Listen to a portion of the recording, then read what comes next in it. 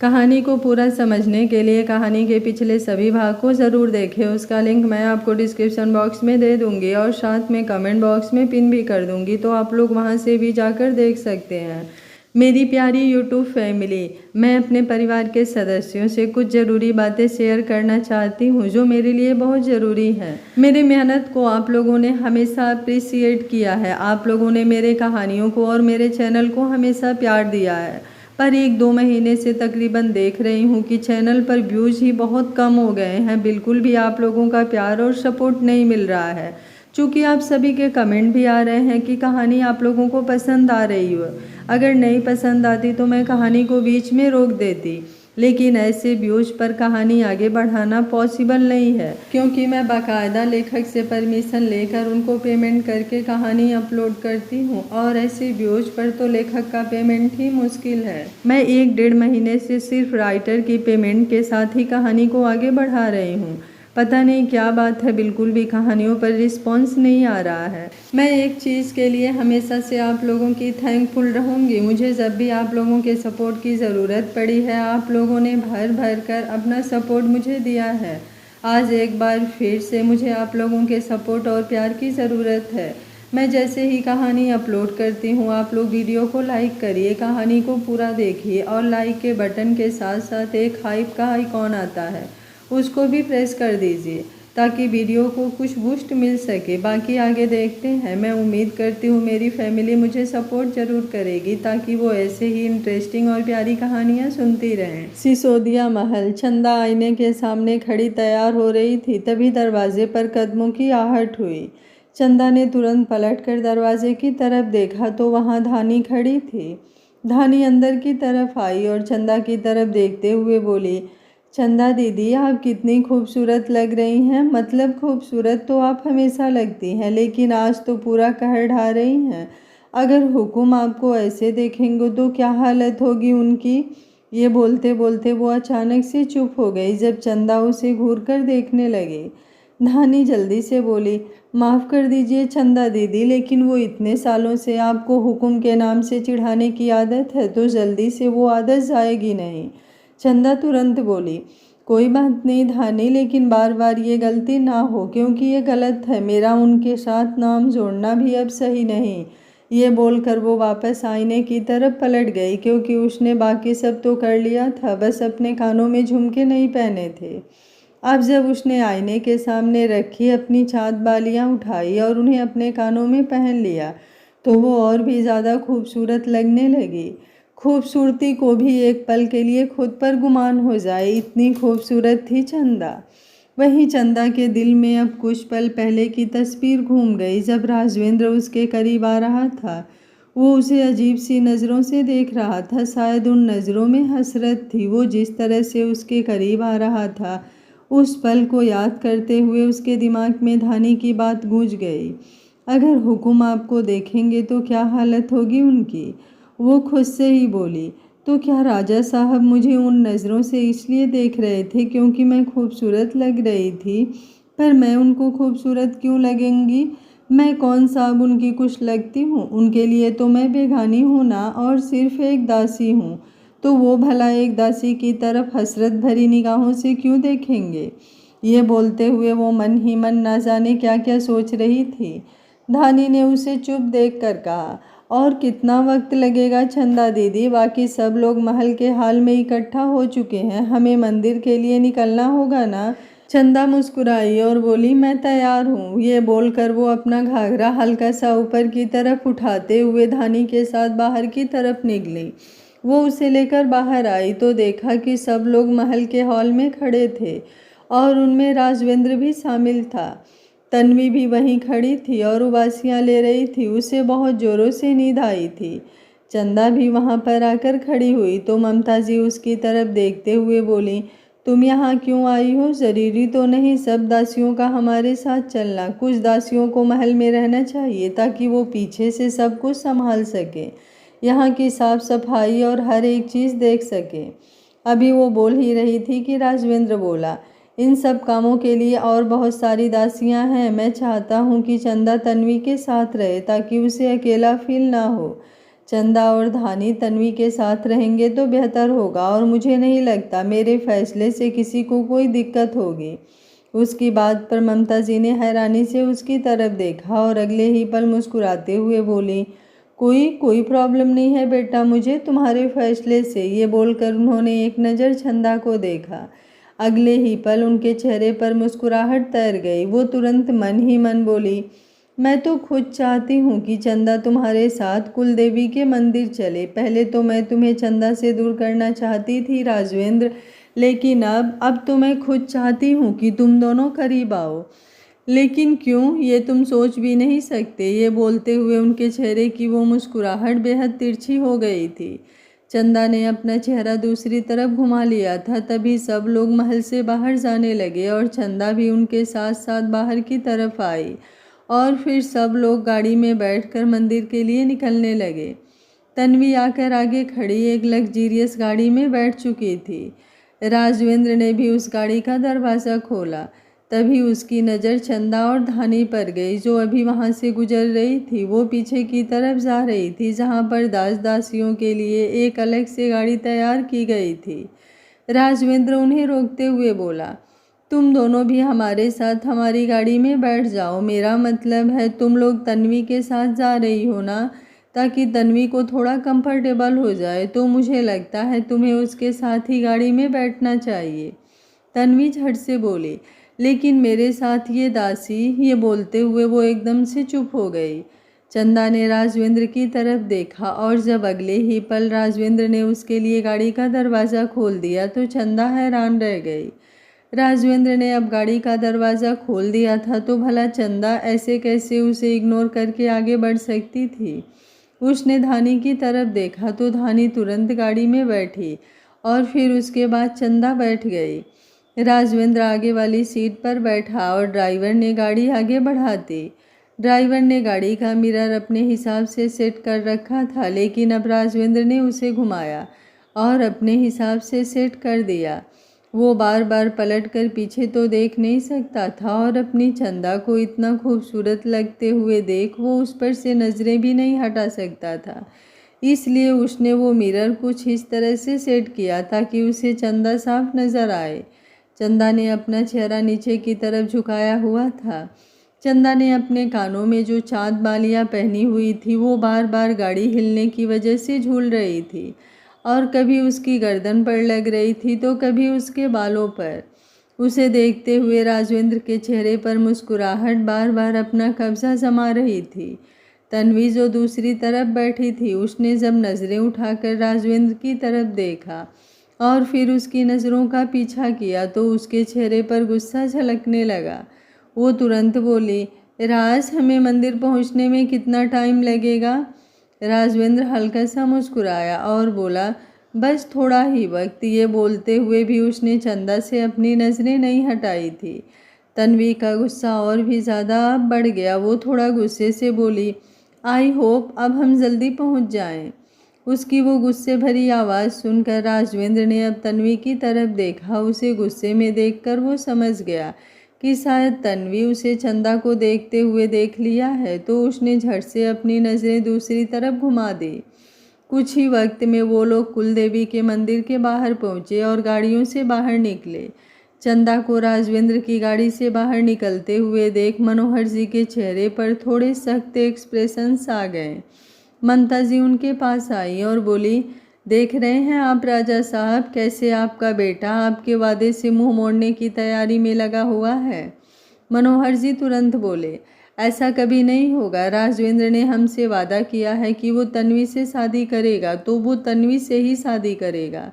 अब उसका चंदा से कोई रिश्ता नहीं है, तो बार बार अब चंदा और उसका नाम आपस में ना जोड़ें। यह आपके लिए भी बेहतर होगा। ममता जी, ये बोलकर वो तुरंत आगे की तरफ बढ़ गए। उन्हें यूं परेशान होते हुए देख ममता जी के चेहरे पर मुस्कुराहट तैर गई। वो तुरंत बोली, अगर राजवेंद्र आपके वादे से मुंह मोड़ लेगा तो आपको बहुत बुरा लगेगा ना राजा साहब, लेकिन अगर राजवेंद्र आपके वादे से मुंह नहीं मोड़ेगा तो भला मेरा राजवीर राजा साहब कैसे बनेगा? आप दोनों बाप बेटे के बीच सब कुछ अच्छा रहेगा, तो फिर आप दोनों के बीच लड़ाई कैसे होगी? और उस लड़ाई का फ़ायदा मेरे राजवीर को कैसे मिलेगा? मैं तो बस देख रही हूँ कि चिंगारी कब सुलगती है और फिर मुझे उस चिंगारी को आग का रूप कब देना है। ये बोलते हुए उसके चेहरे पर शैतानी मुस्कुराहट तैर गई थी। वहीं मीना उसके पास आई और मुस्कुराते हुए बोली, क्या बात है रानी साहब, बड़ा मुस्कुरा रही हैं आप? ममता ने एक गहरी सांस ली और फिर मीना से कुछ कहा। मीना ने हैरानी से उनकी तरफ देखा तो ममता जी तुरंत बोली, कोई सवाल करने की हिम्मत मत कर देना, दासी हो तुम, बेशक से आज तक तुम्हें बहुत कुछ दिया है मैंने, लेकिन ये मत समझ लेना कि तुम मुझसे कोई सवाल कर सकती हो, अपनी औकात मत भूलना। मीना भी सातिर मुस्कुराहट के साथ बोली, बिल्कुल भी नहीं रानी साहब, बहुत अच्छी तरह से जानती हूँ, मैं एक दासी हूँ और एक अच्छी दासी का काम होता है अपनी रानी साहब को खुश रखना, उनका हर हुक्म मानना। आप फिक्र मत कीजिए, आप जो चाहती हैं वो हो जाएगा। उसकी बात सुनकर ममता जी के चेहरे पर इविल एक्सप्रेशंस आ गए। वहीं अब सब लोग आगे की तरफ बढ़ने लगे थे। जैसे ही सब लोग मंदिर के द्वार पर पहुंचे, सबकी नज़रें ऊपर की तरफ उठ गईं, जहां पर तकरीबन 400 सीढ़ियां थीं। उन सीढ़ियों को चढ़ते वक्त तकरीबन 4-5 घंटे का वक्त लगने वाला था। तन्वी मुस्कुराते हुए इधर उधर देख रही थी। वो ममता जी की तरफ देखकर बोली, क्या यहाँ पर कोई लिफ्ट नहीं है क्या?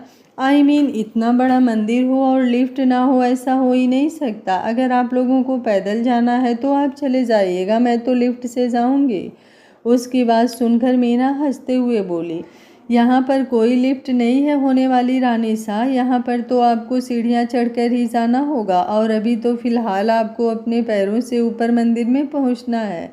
जब आपकी और हुकुम की शादी हो जाएगी तब तो हुकुम आपको अपनी गोद में उठाकर ऊपर लेकर जाएंगे। उसकी बात सुनकर राजवेंद्र के चेहरे पर अजीब से एक्सप्रेशंस आ गए। उसकी नज़रें पता नहीं क्यों लेकिन चंदा की तरफ घूम गई। वहीं चंदा का भी दिल एक पल के लिए जोरों से धड़क उठा था। ना चाहते भी उसकी आंखों के सामने वो तस्वीर बन गई जो वो हमेशा अपने ख्वाबों में देखती थी। राजवेंद्र उसे अपनी गोद में उठाए कुलदेवी की मंदिर के सीढ़ियाँ चढ़े और वो उसके साथ अटखेलियाँ करे। तन्वी गुस्से से बोली, बट मैं इतनी सीढ़ियाँ नहीं चढ़ सकती हूँ राज, आई एम सो सॉरी, लेकिन मेरे पैर दर्द करेंगे और यू नो मुझे खुद से कितना प्यार है।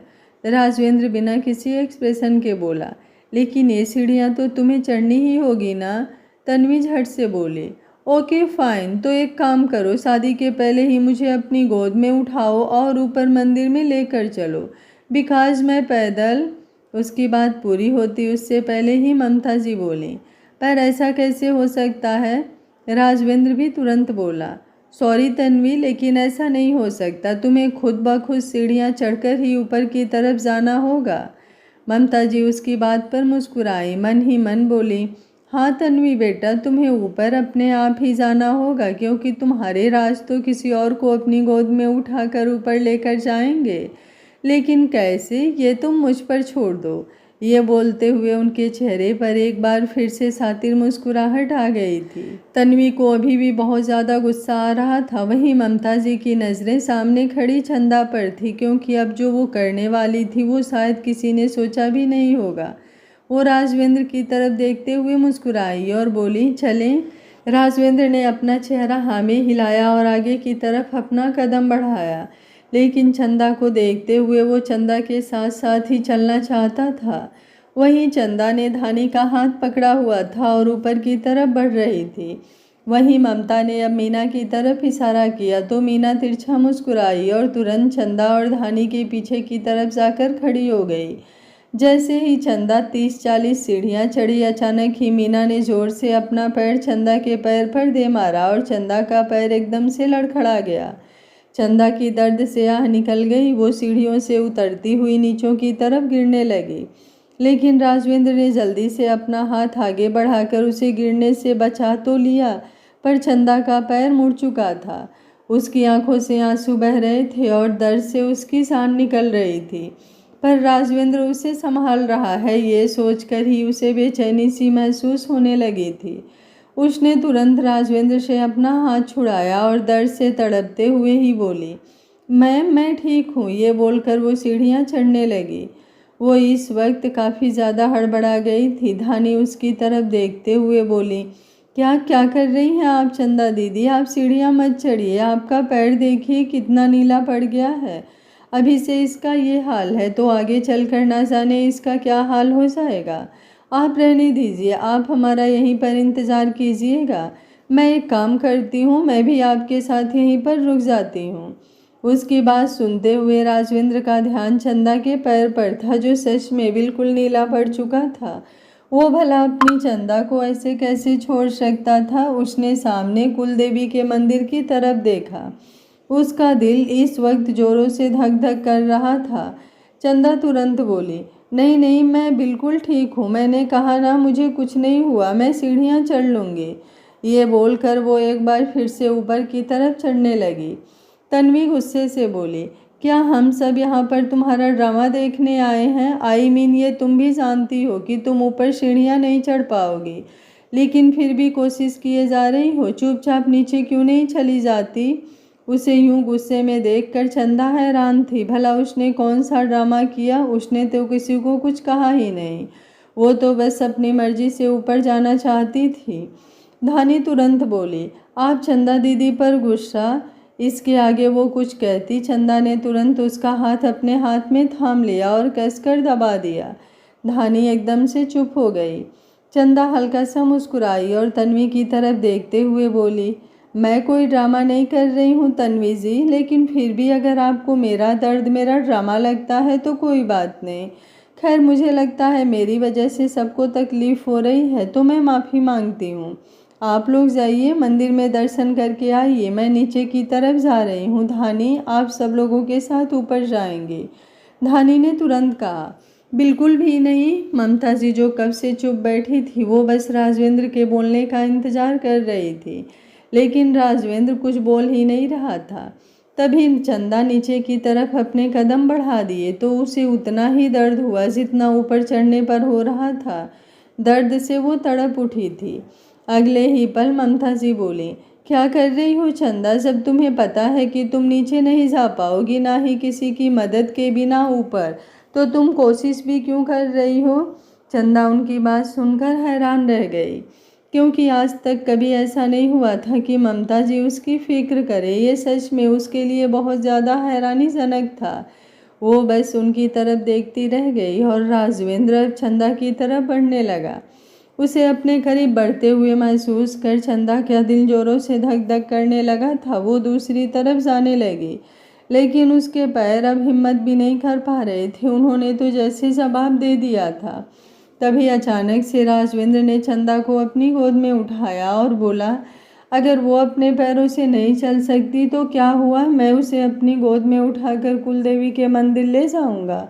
मैं जानता हूँ कि चंदा पूरे दिल से कुलदेवी माँ के दर्शन करना चाहती थी, इसलिए मैं उसकी मदद करूँगा।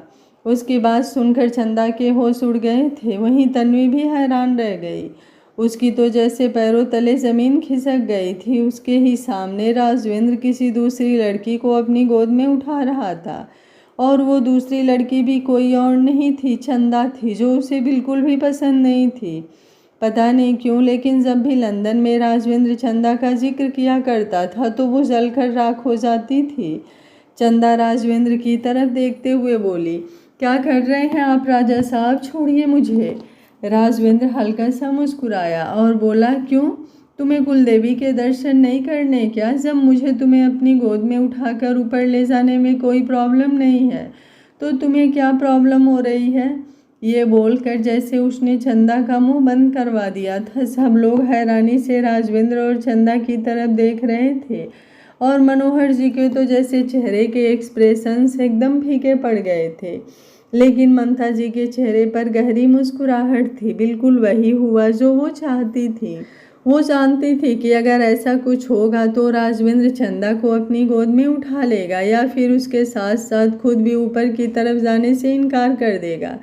लेकिन चंदा को अकेले छोड़कर वो खुद तो कुलदेवी के दर्शन करने बिल्कुल नहीं जाएगा।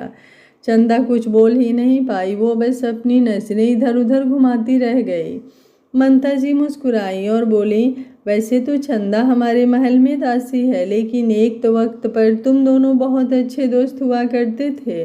तो इतना तो एक राजा अपने दोस्त के लिए कर ही सकता है। राजवेंद्र, चलो अब हम सब ऊपर चलते हैं। ये बोलकर वो मुस्कुराई और फिर तन्वी की तरफ देखते हुए बोली, चले बेटा। तन्वी ने अपना मुंह बनाया और आगे की तरफ बढ़ गई, लेकिन उसकी नज़रें रह रह कर बार बार चंदा और राजवेंद्र पर ही जा रही थी। कुछ ही देर में वो लोग काफ़ी आगे तक बढ़ चुके थे। तकरीबन 100 सीढ़ियाँ राजवेंद्र चंदा को अपनी गोद में उठाए आ चुका था। चंदा कोशिश कर रही थी कि उसका भार ज़्यादा ना महसूस हो, लेकिन ऐसे कैसे वो भला अपना भार चुटकियों में कम कर सकती थी। वो राजवेंद्र की तरफ देख रही थी, जिसके चेहरे पर पसीना छलक रहा था। वो वैसे भी लंदन में रहा था, उसे गर्मी की आदत नहीं थी और यहाँ पर गर्मी थी, और ऊपर से उसने चंदा को उठाया हुआ था, जिसका वजन तकरीबन 40 किलो तो था ही। चंदा ने अपने आसपास नजरें घुमाई। तन्वी थोड़ा सा आगे थी और साथ ही ममता जी भी।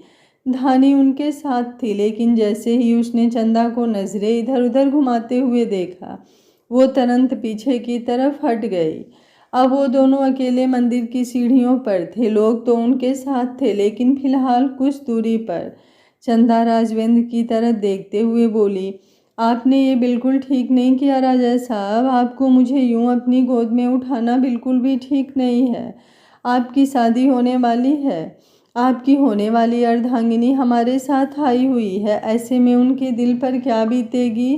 राजवेंद्र उसकी तरफ उसकी आंखों में आंखें डालकर बोला, ये तुम मुझे बताओगे कि मुझे क्या करना है और क्या नहीं। चंदा मुस्कुराई और बोली, अगर आप कुछ अच्छा करेंगे तो मैं आपकी सराहना करूंगी, लेकिन आप कुछ गलत करेंगे तो मैं आपको गलत कहूंगी। आपको आपकी गलती बताऊंगी राजा साहब। मैं वो दासी नहीं हूँ जो चुपचाप अपने राजा साहब को देखते रहे। मैं वो दासी हूँ जो अपने राजा साहब के सामने अपनी जुबान खोल सकती है। राजवेंद्र तुरंत गहरी आवाज में बोला, क्यों, ये हक तुम्हारे पास कैसे आया। चंदा उसके सवाल पर कुछ बोल ही नहीं पाई। कहना तो वो बहुत कुछ चाहती थी, लेकिन शायद उसे शब्द नहीं मिल रहे थे, या फिर डर लग रहा था कि कहीं कोई उनकी बात सुन ना ले। वो कुछ देर बाद एक बार फिर से बोली, छोड़ दीजिए ना मुझे राजा साहब। जैसे तैसे मैं सीढ़ियाँ चढ़ लूँगी। आपके पैर दर्द कर रहे होंगे। इन सीढ़ियों पर तो अकेले चलना ही बहुत मुश्किल है। आपने तो मुझे अपनी गोद में उठाया हुआ है। ये बोलते हुए उसकी आंखों में नमी तैर गई थी। बेशक से उसके राजा साहब उसका दिल तोड़ दें, लेकिन वो तो अपने राजा साहब को कोई खरोच भी बर्दाश्त नहीं कर सकती थी।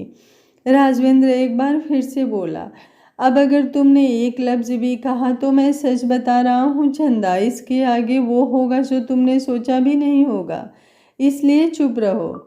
ये बोलते हुए उसके खुद के चेहरे पर दर्द छलक रहा था। उसने अपने पैरों में जो जूती पहनी हुई थी वो अब उसे चूभने लगी थी और उसके पैरों में जख्म होने लगे थे, लेकिन ना उसने चंदा को छोड़ा और ना ही खुद चलना छोड़ा। चंदा उसके कंधे पर अपना हाथ रखे उसकी तरफ देखती रही। एक ख्वाब था उसका जो हमेशा उसकी आंखों में आया करता था। उसके राजा साहब और वो दोनों एक दूसरे का हाथ थामकर कुलदेवी के मंदिर के दर्शन करने जाए। यूं ही एक दूसरे के हाथ में हाथ डाले सीढ़ियाँ चढ़े। लेकिन यहाँ तो सच में वो हो गया था जो उसने सोचा भी नहीं था।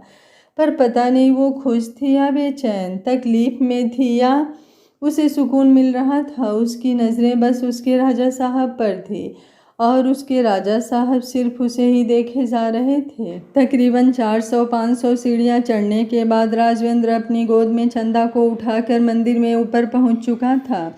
मंदिर का प्रांगण बहुत बड़ा था और सामने ही एक भव्य भवन था जिसमें कुलदेवी माता की मूर्ति रखी हुई थी। चंदा ने वहां पहुंचकर अब सामने की तरफ देखा और अपनी आंखें एक पल के लिए बंद कर ली। राजवेंद्र ने भी अपनी आंखें बंद की हुई थी। दोनों शायद कुलदेवी माँ से अपनी अपनी मन्नत मांग रहे थे, लेकिन दोनों जो भी मांग रहे थे वो एक दूसरे से जुड़ी हुई थी। जहाँ चंदा अपने राजा साहब की खुशियाँ मांग रही थी, वहीं राजवेंद्र चंदा को मांग रहा था। वो सोच रहा था कि बस किसी तरह कुछ ऐसा हो जाए कि चंदा उसकी ज़िंदगी से कभी ना जाए, वो हमेशा उसके पास रहे। शादी हो ना हो ये मैटर नहीं करता, लेकिन अगर चंदा उससे दूर चली गई तो बहुत गलत हो जाएगा। वो तन्वी से शादी तो कर सकता है, लेकिन कभी तन्वी के साथ अपनी ज़िंदगी में आगे नहीं बढ़ सकता। ये बात वो बहुत अच्छी तरह से जानता था। अगर तन्वी उसकी अर्धांगिनी बन भी गई तो वो दुनिया के सामने तो उसकी बीवी होगी, लेकिन शायद उन दोनों के बीच दोस्ती से बढ़कर कोई रिश्ता कभी नहीं हो सकता। राजवेंद्र ने हमेशा से चंदा के बारे में सोचा था और उसका प्यार सिर्फ और सिर्फ चंदा थी। चंदा को भुलाकर किसी और के साथ अपनी ज़िंदगी में आगे बढ़ना उसके लिए मुश्किल ही नहीं नामुमकिन था। तभी एक पुरोहित वहां पर आए और उन दोनों की तरफ देखते हुए बोले, जिस तरह से आप अपनी होने वाली अर्धांगिनी को अपनी गोद में उठाकर यहाँ लेकर आए हैं हुकुम, देखिएगा आपकी जोड़ी पर माँ कुलदेवी बहुत खुशियाँ बरसाएंगी। उनका आशीर्वाद आप दोनों पर हमेशा बना रहेगा। पुरोहित जी की बात सुनकर उन दोनों ने एक साथ आंखें खोली और हैरानी से उनकी तरफ देखा। अगले ही पल उन दोनों की नज़रें आपस में उलझ गई। पुरोहित जी मुस्कुराते हुए वहां से ममता जी की तरफ बढ़ गए, जिनके पीछे पीछे कई दासियां थीं, जिन्होंने अपने हाथों में बड़े बड़े थाल उठा रखे थे। वहीं चंदा राजवेंद्र की तरफ देखते हुए बोली, अब तो मुझे अपनी गोद से नीचे उतार दीजिए राजा साहब। राजवेंद्र हल्का सा मुस्कुराया और अगले ही पल उसने चंदा को नीचे ज़मीन पर उतार दिया। वो उसकी तरफ देखते हुए बोला, अगर तुम्हारे पैरों में दर्द होगा तो मैं तुम्हें अपनी गोद में वापस उठा लूँगा। चंदा तुरंत बोली, आपको ऐसा करने की कोई ज़रूरत नहीं पड़ेगी, क्योंकि मेरे पैरों में दर्द नहीं होगा। अगर होगा भी तो मैं आपको बताऊंगी ही नहीं।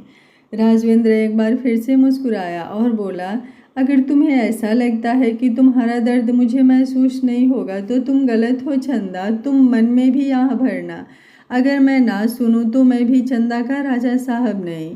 ये बोलकर राजवेंद्र तो आगे की तरफ बढ़ गया और चंदा अपनी जगह पर खड़ी सुन्न सी रह गई।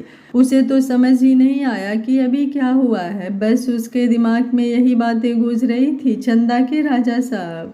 अगर राजवेंद्र उससे प्यार नहीं करता तो उसे चंदा के दर्द से फर्क क्यों पड़ता है? अगर उसके दिल में चंदा के लिए कुछ नहीं है तो उसे चंदा की तकलीफ महसूस भी क्यों होगी? तभी उसकी नज़र नीचे ज़मीन पर गई, जहाँ पर खून के धब्बे नजर आ रहे थे। मतलब राजवेंद्र के पैरों में जख्म हो गए थे। जख्म होने भी लाजमी थे। वो इतनी सारी सीढ़ियाँ चढ़कर ऊपर आया था, ऊपर से उसकी गोद में चंदा थी। तभी चंदा की नज़र उसकी जूतियों पर गई, जो वहीं साइड में रखी हुई थी। उनकी हालत ही बता रही थी कि उन तंग जूतियों की वजह से ही राजवेंद्र के पैरों की ये हालत हुई है। अब चंदा अंदर की तरफ ना बढ़कर दूसरी तरफ गई, जहाँ पर कुछ गमले लगे हुए थे। वहीं दूसरी तरफ राजवेंद्र कुलदेवी की मूर्ति के सामने खड़ा था और उसने अपने हाथ जोड़े हुए थे। ममता जी उसके पास ही खड़ी थी। उन्होंने तन्वी को इशारा किया तो तन्वी तुरंत उसके पास जाकर खड़ी हो गई।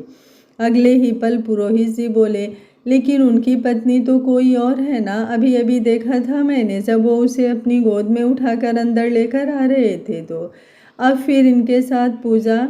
ये बोलते हुए उन्होंने तन्वी की तरफ देखा। तन्वी के चेहरे का रंग उड़ गया। उसे ये सब अपनी इंसल्ट महसूस हो रही थी। वहीं राजवेंद्र ने अब अपनी आंखें खोली और बोला, अभी मेरी शादी नहीं हुई है पुरोहित जी, और अभी कुछ दिन होगी भी नहीं। आप ये पूजा मुझ अकेले के साथ करिए।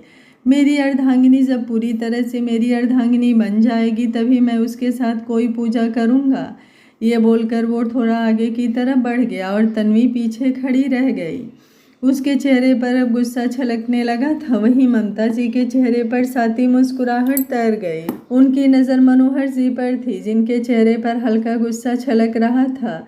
वो तिरछी मुस्कुराहट के साथ मन ही मन बोली, अब आएगा मज़ा। बहुत अरमानों से आप चंदा को राजवेंद्र की ज़िंदगी में लेकर आए थे ना। आपको लगता था कि उसकी ज़िंदगी में चंदा आएगी तो उसकी ज़िंदगी खुशहाल हो जाएगी, लेकिन अगर मैंने इस चंदा को आप दोनों की ज़िंदगी का जहर नहीं बना दिया तो मैं भी ममता सिसोदिया नहीं। ये बोलकर उन्होंने अपने होठों को हल्का सा तिरछा किया और फिर वापस पूजा करते हुए अपने हाथ जोड़ लिए। कुछ देर बाद पूजा खत्म हुई और सब लोग वापस जाने लगे। राजवेंद्र की नज़रें चंदा को ढूंढ रही थी। तभी उसे चंदा उसकी जूतियों के पास नजर आई। पता नहीं वो नीचे ज़मीन पर बैठी उसकी जूतियों के साथ क्या किए जा रही थी। राजवेंद्र को लगा शायद चंदा आज भी वही कर रही थी जो उसे करना हमेशा से पसंद था। राजवेंद्र की जूतियाँ साफ करना। वो एक गहरी सांस लेकर बोला, पता नहीं तुम्हारी ये आदत कब जाएगी चंदा, मुझे बिल्कुल अच्छा नहीं लगता जब तुम मेरी जूतियों को हाथ लगाती हो। पर अगर तुमसे कुछ कहूँगा तो तुम मुझे ही सुनाओगी, ये कहकर कि तुम दासी हो और तुम अपने राजा साहब की जूती तो साफ कर ही सकती हो। वो कुछ पल यूं ही चंदा को देखता रहा और अब उसे समझ आया कि चंदा सिर्फ उसकी जूतियाँ साफ नहीं कर रही बल्कि कुछ और ही कर रही है। वो आगे की तरफ आया तो उसने देखा चंदा ने उसकी जूतियों के आसपास फूल लगा दिए थे और साथ ही साथ जूती के तलवे पर थोड़ा तेल भी, जिससे वो चिकनी हो जाए और राजवेंद्र के पैरों पर लगे ना। राजवेंद्र हल्का सा मुस्कुरा उठा, वहीं उसे अपने करीब महसूस कर ही चंदा की धड़कनें तेजी से बढ़ गई थी। उसने पलटकर पीछे की तरफ देखा जहां राजवेंद्र खड़ा था। वो तुरंत अब अपनी जगह से उठी और बोली, वो मैं बस यूं ही। ये बोलते हुए ही वो पीछे की तरफ हट गई थी। वहीं राजवेंद्र आगे आया और मुस्कुराते हुए बोला, शुक्रिया।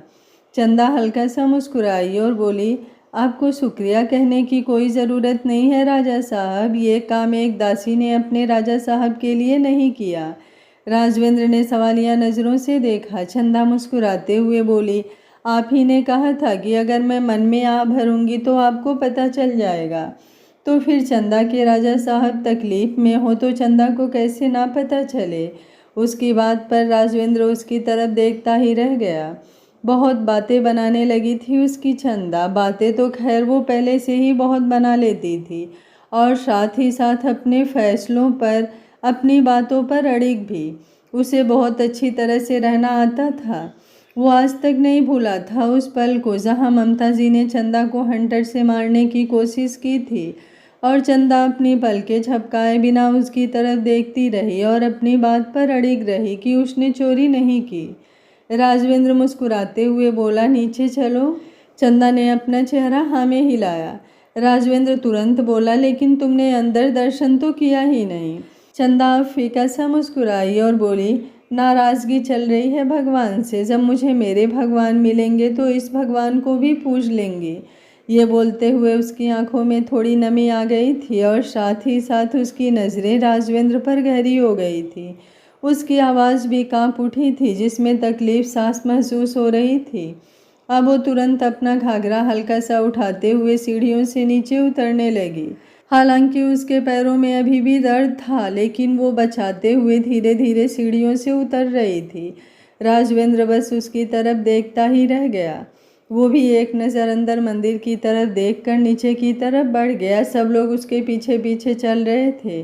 चंदा धानी के साथ थोड़ा आगे थी, लेकिन फिर वो रुकी और जब राजवेंद्र थोड़ा आगे बढ़ गया तो वो उसके पीछे पीछे चलने लगी। एक बार फिर से वो लोग इस तरह गाड़ियों में बैठे जिस तरह से वो बैठकर मंदिर में आए थे और सारी गाड़ियां महल के लिए निकल गई।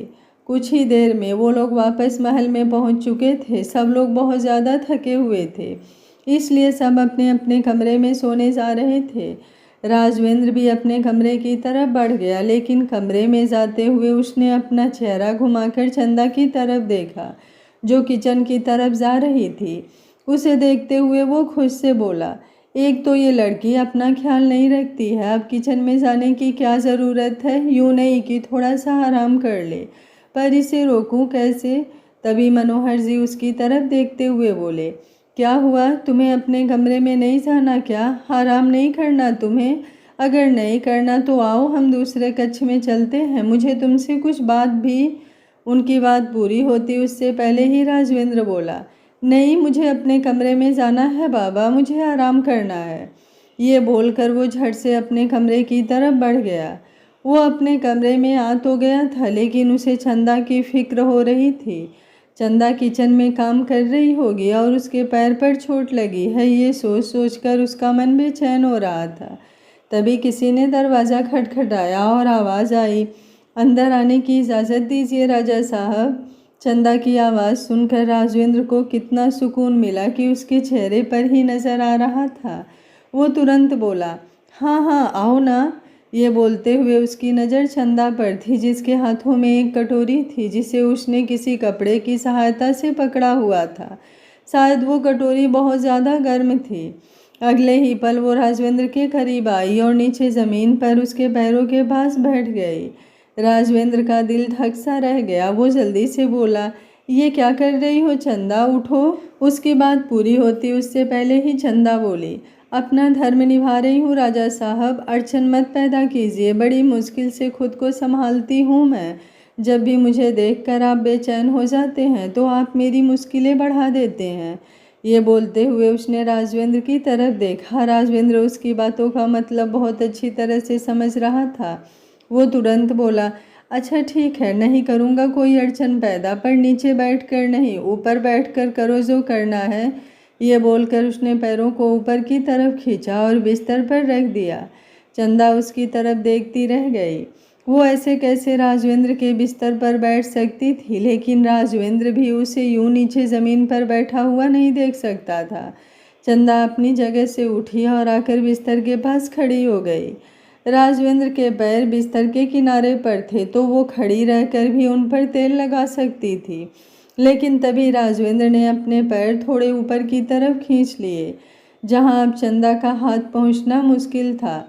चंदा का दिल जोरों से धक धक करने लगा। चंदा गुस्से से बोली, क्या कर रहे हैं आप राजा साहब। ये बोलते हुए जब उसे आभास हुआ कि वो किस टोन में बोल रही है तो उसने तुरंत अपना चेहरा नीचे झुका लिया। ये वो चंदा थी जो हमेशा से अपने राजा साहब पर अपना गुस्सा भी बयां करती थी, लेकिन अब उसका यूं चेहरा झुकाना राजवेंद्र को कुछ पसंद नहीं आया। उसने अपने पैरों को थोड़ा सा नीचे किया। चंदा ने तुरंत उसके पैरों को पकड़ना चाहा, लेकिन राजवेंद्र ने एक बार फिर से अपने पैरों को ऊपर खींच लिया। चंदा मुंह बनाते हुए बोले, आपको ये तेल लगवाना भी है या नहीं। राजवेंद्र मुस्कुराकर बोला, मेरे पैर दर्द हो रहे हैं तो तेल तो मुझे लगवाना है, लेकिन कोई प्यार से लगाए तो ना।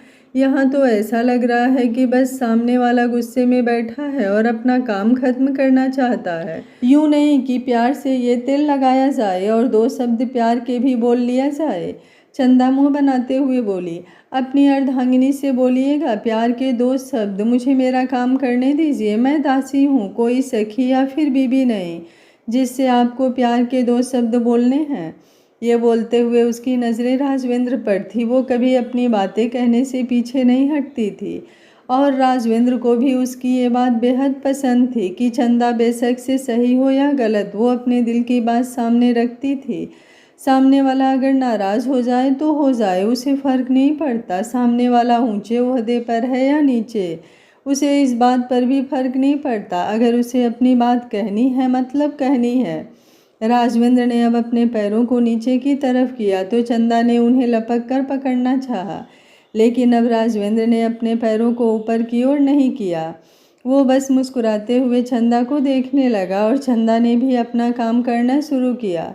उसके हाथों में बहुत सारा तेल लिया और उन्हें राजवेंद्र के पैरों पर लगाने लगी। वो उसके पैरों में हल्की हल्की मालिश कर रही थी, क्योंकि ज़्यादा जोर लगाती तो राजवेंद्र को उल्टा ही दर्द होता। उसके जख्म भी ताज़ा थे। राजवेंद्र जब जब दर्द से सिसकी भरता तो चंदा तुरंत नज़रें उठाकर उसकी तरफ देखती और बोलती, ज़्यादा दर्द हो रहा है क्या राजा साहब।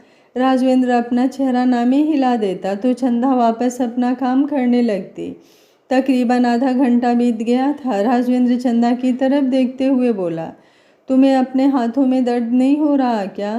चंदा ने अपना सिर नामे हिलाया और बोली, नहीं, और उम्मीद है आपको आपके दर्द से थोड़ी राहत मिल जाएगी। ये बोलकर वो वहाँ से उठने लगी, लेकिन राजवेंद्र ने तुरंत उसका हाथ पकड़ लिया।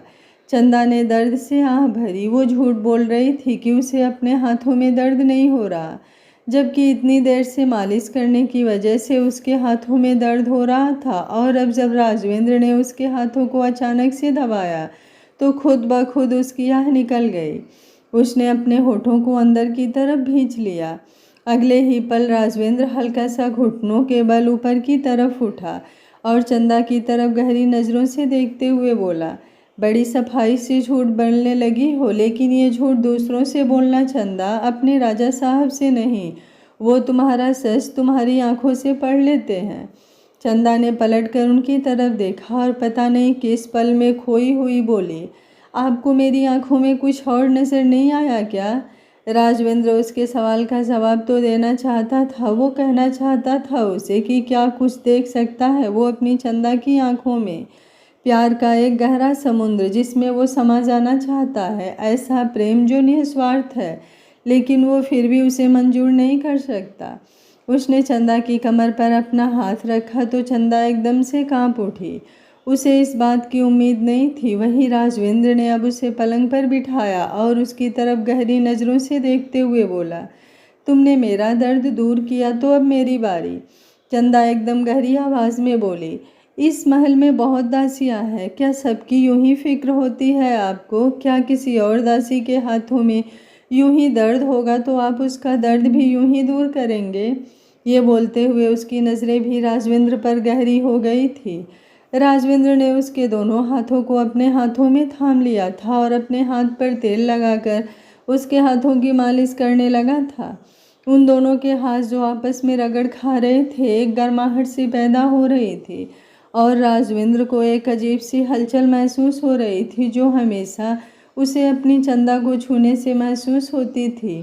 राजवेंद्र ने उसका सवाल सुना लेकिन कोई जवाब नहीं दिया। चंदा मुस्कुराई और बोली, मैं भूल जाती हूँ हर बार कि मैं दासी हूँ। एक राजा अगर दासी से सवाल पूछे तो दासी का जवाब देना ज़रूरी है, लेकिन एक दासी अगर अपने राजा साहब से कोई सवाल पूछे तो जवाब देना ज़रूरी तो नहीं। पर यह दिल पागल है, फिर भी उम्मीद लगा लेता है। ये बोलते हुए उसने अपनी नज़रें झुका ली। राजवेंद्र उसकी बात पर हल्का सा मुस्कुराया और बोला, उन सवालों का क्या ही जवाब दूँ चंदा, जिन्हें तुम पहले से ही जानती हो। क्या तुम्हें नहीं पता कि मुझे किसके दर्द से फ़र्क पड़ता है और किसके दर्द से नहीं? इस महल में पहले भी बहुत बार हो चुका है कि वक्त वक्त पर न जाने किस किस दासियों को अपने बदन में दर्द महसूस हुआ, लेकिन राजवेंद्र सिसोदिया किसी के पास नहीं गया। पर अपनी चंदा के पास वो हर वक्त आया था जब भी वो दर्द में थी। ये बोलते हुए उसकी नज़रें चंदा पर टिक गई थी और चंदा भी उसकी आंखों में आंखें डालकर उसे ही देख रही थी। सच ही तो बोल रहा था राजवेंद्र। हमेशा जब भी चंदा दर्द में होती थी तो राजवेंद्र उसके पास होता था। पिछले 4 साल से बेशक उसके पास नहीं आया, लेकिन जब से चंदा इस महल में आई थी उसने अपनी उम्र का हर पड़ाव यहीं पर पूरा किया था। जब वो तकरीबन 11-12 साल की तब उसे हर महीने अपने पेट में दर्द महसूस होता था और उस वक्त पर राजवेंद्र ही उसे संभालता था। उसके पेट की सिकाई करना और उसके हाथों पैरों को यूं ही मसलना। चंदा खुश होती थी अपनी किस्मत पर कि उसके राजा साहब उससे प्यार करते हैं, लेकिन उसे क्या पता था कि बचपन का प्यार जवानी के पड़ाव पर आते ही धूमिल हो जाएगा। उसकी आंखों में अब नमी तैर गई। वो खुद को संभालना चाहती थी लेकिन संभाल भी नहीं पा रही थी। अचानक ही उसने राजवेंद्र के हाथों से अपने हाथ खींच लिए तो राजवेंद्र भी उसके हाथों को कसकर थाम न पाया, क्योंकि उन दोनों के हाथों पर तेल लगा हुआ था। चंदा अपनी जगह से उठी और बोली, मुझे इजाज़त दीजिए, और भी बहुत सारे काम हैं जो मुझे निपटाने हैं। अगर आपको कोई ज़रूरत हो तो बुला लीजिएगा। ये बोलकर वो तुरंत वहाँ से जाने लगी। राजवेंद्र उसकी तरफ देखते हुए बोला, ज़रूरी वक्त में तो वो याद आता है जो ज़रूरत हो। तुम ज़रूरत नहीं हो चंदा। चंदा ने पलटकर उसकी तरफ देखा और बेहद तकलीफ भरी आवाज़ में बोली, ख्वाहिश भी तो नहीं रही। राजवेंद्र भी गहरी मुस्कुराहट के साथ और बेहद गहरी आवाज़ में बोला, कुछ ख्वाहिशें ना बताई जाती है और ना ही जताई जाती है, बस उनकी ख्वाहिश की जाती है। चंदा की आंखों से आंसू छलक उठे और वो फिर से मुस्कुराकर बोली, मुझे बस आपकी शादी का इंतज़ार है राजा साहब। आपकी और तन्वी जी की शादी और मेरी विदाई एक साथ होगी। ये बोलकर वो तुरंत अब वहाँ से चली गई और राजवेंद्र ने अपनी आंखें बंद कर ली और अपना सर पीछे बेड पर टिका दिया। चंदा ने तो अपना दर्द अपने आंसुओं से जता दिया, लेकिन राजवेंद्र के पास तो वो भी ऑप्शन नहीं था। चंदा को काम तो बहुत थे, लेकिन अब वो पहले दौड़ते हुए अपने कमरे में आई और जल्दी से दरवाज़ा बंद कर गहरी गहरी सांस लेने लगी और साथ ही साथ उसकी आंखों से आंसू भी बह रहे थे। पता नहीं कैसा एहसास था ये, जिसमें वो अपने राजा साहब से दूर होकर भी उनके नज़दीक थी और उनके नज़दीक होकर भी उनसे दूर थी। प्यार था, हद से ज़्यादा था, लेकिन उसमें तड़प भी थी। वो समझ नहीं पा रही थी कि आखिर राजवेंद्र के दिल में है क्या। एक तरफ वो उस पर अपना हक भी जता जाएगा, उसकी फिक्र भी करेगा, और दूसरी तरफ उसे अपनाने को भी तैयार नहीं। वो शादी किसी और से कर रहा है, लेकिन उसकी वो बातें चंदा चाहकर भी नज़रअंदाज नहीं कर सकती थी, जिनमें हद से ज़्यादा प्यार छलकता था। वो बिस्तर पर आई और आकर उसने अपनी आंखें बंद कर ली। आंसुओं की कुछ बूंदें अब उसकी आंखों के किनारों से लुढ़क गई और उसने तुरंत करवट ले ली, जैसे कोई और उसके आंसू ना देख ले। पता नहीं कब उसकी आंख लग गई, उसे पता ही नहीं चला। शाम के तकरीबन 3 बजे उसकी आंखें खुली तो उसने सामने दीवार पर लगी घड़ी की तरफ देखा। 3 बजे हैं ये देख वो हैरान रह गई। उसे राजवेंद्र के लिए खाना बनाना था। वो अपनी जगह से उठी और जल्दी से हाथ मुंह धोकर अपने कमरे से बाहर निकली, लेकिन फिर अचानक ही उसके कदम रुक गए।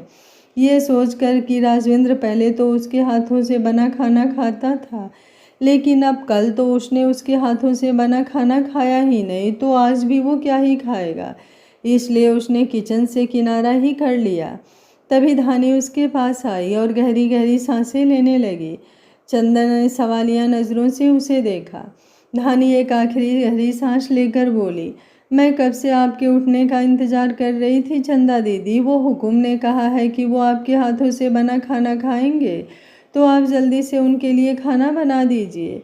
वैसे भी दोपहर का खाना किसी ने नहीं खाया सिवाय रानी सा को छोड़कर, तो बाकी सबको बहुत भूख लगी होगी और हुकुम को तो बहुत ज़्यादा। आज उन्होंने आपको अपनी गोद में उठाकर इतनी सीढ़ियाँ जो चढ़ी है, आप जाइए और जाकर उनके लिए खाना बनाइए। धानी की बात सुनते हुए चंदा के चेहरे पर मुस्कुराहट तैरने लगी थी। पता नहीं क्यों, लेकिन इस बात का सुकून ही बहुत अलग था उसके लिए कि उसके राजा साहब उसके हाथों से बना हुआ खाना खाना चाहते हैं। वो अब तुरंत मुस्कुराते हुए किचन की तरफ बढ़ गई, लेकिन कुछ ही दूर पर खड़ी मीना के चेहरे पर शातिर मुस्कुराहट तैर गई। जब राजवेंद्र लंदन नहीं गया था तो वो हमेशा चंदा के हाथों से बना खाना ही खाता था। अगर गलती से भी कोई सर्वेंट खाना बना दे तो वो उसी वक्त खाना छोड़ देता था, लेकिन किसी और के हाथों से बना हुआ खाना नहीं खाता था। और जब जब चंदा बीमार होती थी या फिर पीरियड की वजह से वो खाना नहीं बना पाती थी, तब तब राजवेंद्र भी व्रत रख लेता। चंदा किचन में मुस्कुराते हुए काम कर रही थी। तभी मीना वहाँ पर आई और उसकी तरफ देखते हुए बोली, आज तो बड़ी खुश लग रही हो तुम, क्या बात है? अपने राजा साहब के लिए खाना बना रही हो क्या? चंदा अगले ही पल होश में आई। जब मीना ने अपने राजा साहब कहा तो जैसे ख्वाबों की दुनिया से वो हकीकत में लौट आई थी। वो मीना की तरफ देखते हुए बोली, राजा साहब सिर्फ मेरे नहीं हैं, वो भावी राजा साहब है, मतलब सबके राजा साहब, अकेले मेरे नहीं। और हाँ, मैं खुश हूँ क्योंकि आज मैं वही कर रही हूँ जो मैं हमेशा से करती आई हूँ, प्यार से खाना बनाना और सबको परोसना। पर शायद आजकल आपको जहर उगलने के लिए कुछ मिल नहीं रहा है ना? ये बोलते हुए उसने मीना को गहरी नज़रों से देखा तो मीना गुस्से से कांप उठी। वो तुरंत बोली, मेरे सामने जुबान मत चलाओ, एक पल नहीं लगेगा मुझे तुम्हें तुम्हारी हैसियत दिखाने में। अगर मैं रानी सा के पास चली गई तो वो तुम्हें इस किचन से बाहर निकाल देंगी और फिर ना ही तुम अपने राजा साहब के लिए खाना बना पाओगी और ना ही खुद के लिए। इसलिए बेहतर होगा मेरे सामने अपनी जुबान पर थोड़ा लगाम रखो। उसकी बात सुनकर अब चंदा ने कुछ नहीं कहा। वो मीना से बहस तो बिल्कुल नहीं करना चाहती थी। वो आज अपने राजा साहब के लिए खाना बना रही थी और वो ये खाना प्यार से बनाना चाहती थी। वहीं मीना के चेहरे पर शातिर मुस्कुराहट तैर रही थी। वो चेहरे पर एक तिरछी मुस्कुराहट लिए किचन से बाहर निकली और सीधा तन्वी के कमरे की तरफ बढ़ गई। जैसे ही वो तन्वी के कमरे में आई, उसने देखा तन्वी आईने के सामने खड़ी है। वो मुस्कुराई और बोली, होने वाली महारानी आईने के सामने खड़ी है, लेकिन कहीं ऐसा ना हो महारानी कि आप ख्वाब देखते रह जाएं और हुक्म को कोई और ही ले जाए। मीना की बात पर तन्वी ने पलटकर उसकी तरफ देखा। वो गुस्से से बोली, कहना क्या चाहती हो तुम? मीना झट से बोली, भगवान झूठ ना बुलाए, लेकिन अभी अभी देख कर आई हूँ कि किचन में हुक्म के लिए बहुत ही खास खाना बन रहा है और सुना है उस खाने में बहुत कुछ मिलाया भी जा रहा है ताकि जो भी खाए वो पूरी तरह से बस में हो जाए। मीना की बात सुनते हुए तन्वी का चेहरा गुस्से से कांपने लगा था। वो दांत पीसते हुए बोली, उस लड़की की इतनी हिम्मत। आगे क्या होगा इस कहानी में जानने के लिए कहानी के साथ बने रहिए। कहानी अगर आप लोगों को पसंद आ रही है तो वीडियो को लाइक शेयर एंड चैनल को सब्सक्राइब कर लीजिएगा। Thank you for watching. मिलते हैं कहानी के अगले भाग में।